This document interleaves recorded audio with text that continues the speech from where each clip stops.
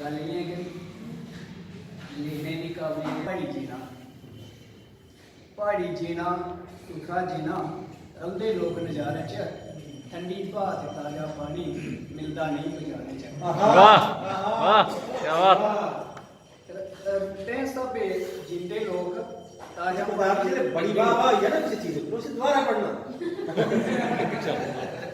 ते सबे जिंदे लोग ताज़ा पानी पीते लोग भीड़ नहीं उत्थे शोर नहीं उत्थे काले धुंदा जो नहीं उत्थे अस्सी अस्सी गल्लां करदे किरदे फुल्ल फुहारे च पहाड़ी जीना वाह वाह क्या बात।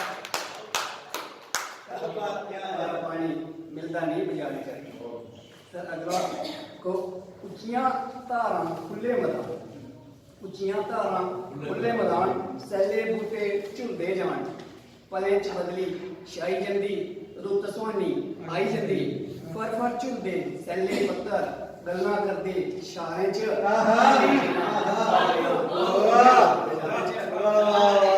ठंडी भाऽ ते ताज़ा पानी मिलदा नहीं बजाने च। कोई रोह नहीं कुते त्राह नहीं कोई रोह नहीं कुते त्राह नहीं दगाबाजी का फाह नहीं धारें भी लोग गीतड़ू गांदे मिठे बोल पक्खरू सुनांदे भोले भाले मानू सारे तले तुले दे झारे च पहाड़ी वाह वाह क्या बात। ठंडी भाऽ ते ताज़ा पानी मिलदा नहीं बजाने च। क्या बात।